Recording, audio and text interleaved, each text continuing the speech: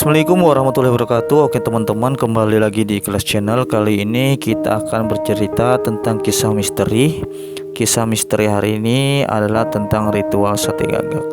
Jadi ritual sate gagak ini adalah ritual pesugihan, ritual ilmu hitam, ritual terlarang kata orang-orang tua zaman dulu. Jadi ritual ini adalah ritual pesugihan, tapi berbeda dengan pesugihan pada umumnya. Jadi ritual sate gagak ini pesugihan yang sangat singkat, yang bisa didapat hasilnya hanya dengan satu malam, tetapi dengan taruhan nyawa pelaku itu sendiri. Oke, bagaimana kisahnya? Ada suatu kisah yang pernah diceritakan tentang seorang yang pernah melakukan ritual sate gagak. Jadi sebut saja namanya Pak Rudi. Bisa dikatakan Pak Rudi ini adalah seorang yang sangat sukses, hidupnya berkecukupan, hidupnya mapan. Jadi Pak Rudi ini mempunyai seorang anak sekitar 5 tahun. Kemudian dia juga mempunyai seorang istri. Pada saat itu Pak Rudi ini kehidupannya sangat nyaman.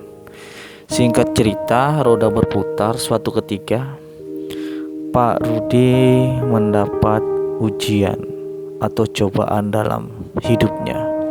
Bisnisnya hancur. Bisnisnya mendapatkan kerugian yang luar biasa. Hutangnya di mana-mana dan menumpuk. Pada saat itu hartanya habis terjual. Yang lebih parah lagi, ketika itu istrinya pergi meninggalkan Pak Rudi dan membawa anak semata wayangnya.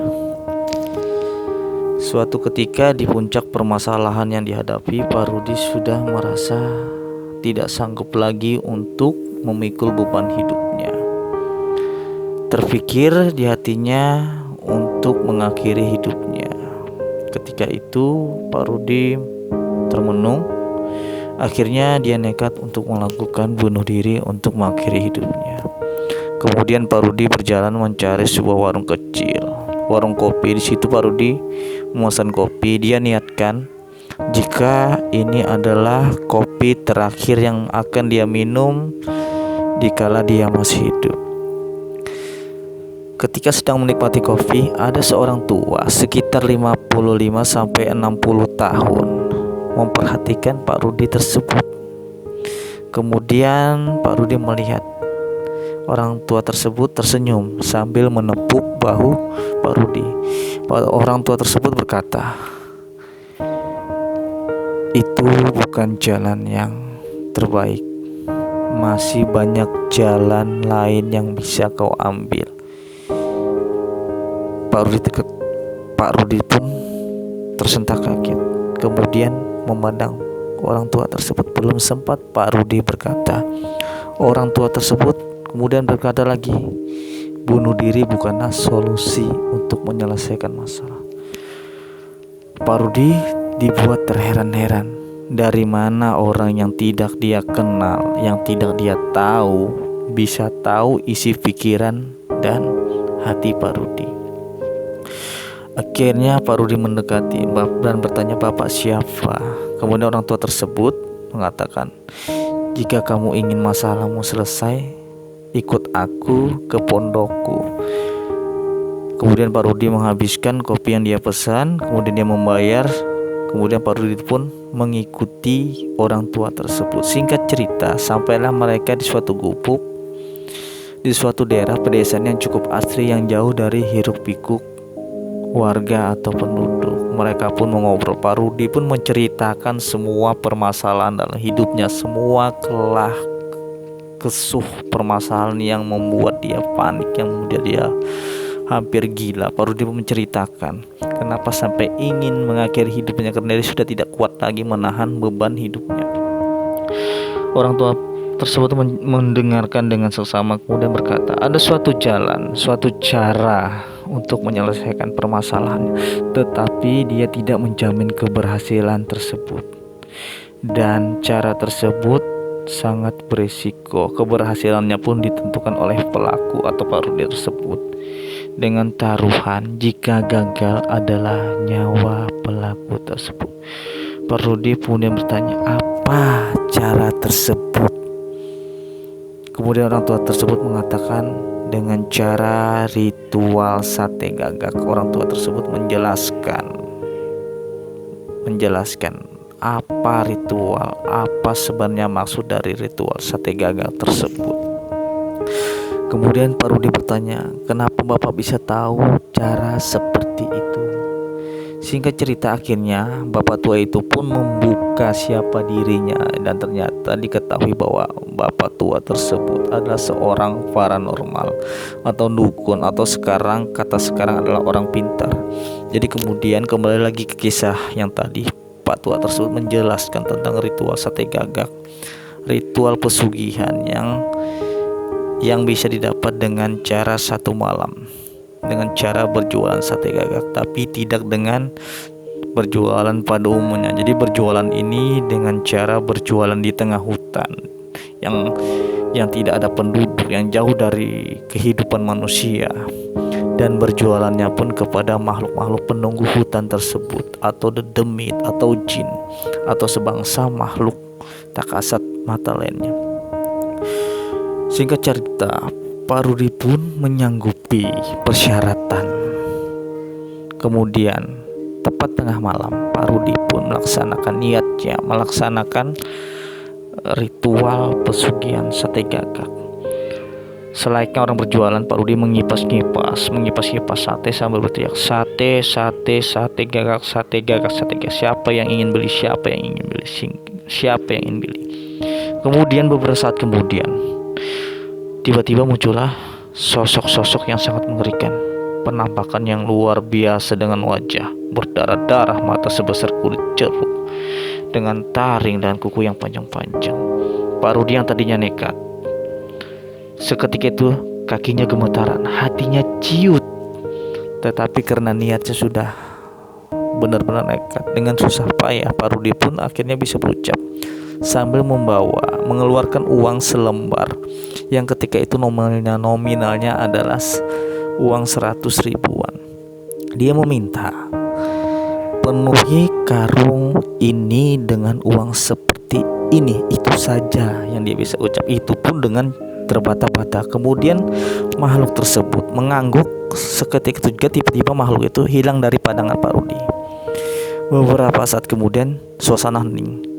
Kemudian tiba-tiba terdengar suara karung jatuh tepat di hadapan Pak Rudi. Jadi ketika itu dia lihat karung yang dia bawa tadi, yang dia tunjukkan tadi, sudah bersih penuh dengan uang lembaran 100 ribuan. Bertepatan dengan itu, makhluk yang tadinya menghilang pun muncul kembali. Pak Rudi dicekam ketakutan yang luar biasa. Dia teringat pesan Pak tua tadi untuk segera meninggalkan tempat tersebut. Tapi apa daya, Pak Rudi ingin berlari, ingin pergi dari tempat itu, tapi kakinya selangkah pun tidak bisa untuk melangkah. Kakinya lemas, badannya gemetaran, ketakutan yang luar biasa. Atau mungkin saja pada saat itu Pak Rudi sedang dikuasai oleh kekuatan makhluk-makhluk di sekitar tersebut. Jadi Pak Rudi tidak bisa untuk pergi atau meninggalkan tempat tersebut. Tiba-tiba sate yang dimakannya oleh makhluk tersebut habis, dan makhluk-makhluk tersebut meminta lagi. Makhluk tersebut mengatakan lagi dan lagi, tapi semua sate yang dibawa Pak Rudi sudah habis. Makhluk tersebut marah. Kemudian leher Pak Rudi tersebut dicekik dan diangkat hanya dengan satu tangan oleh makhluk tersebut. Pak Rudi meronta-ronta mencoba meminta tolong, mencoba berteriak, tetapi tidak bisa karena lehernya dicekik. Dan kalaupun bisa, tidak akan ada seorang pun yang mendengar, karena posisinya pada saat itu Pak Rudi sedang berada di tengah hutan. Ketika itu Pak Rudi pasrah. Dalam hatinya berkata, aku udah siap untuk mati. Itu saja yang diingat Pak Rudi.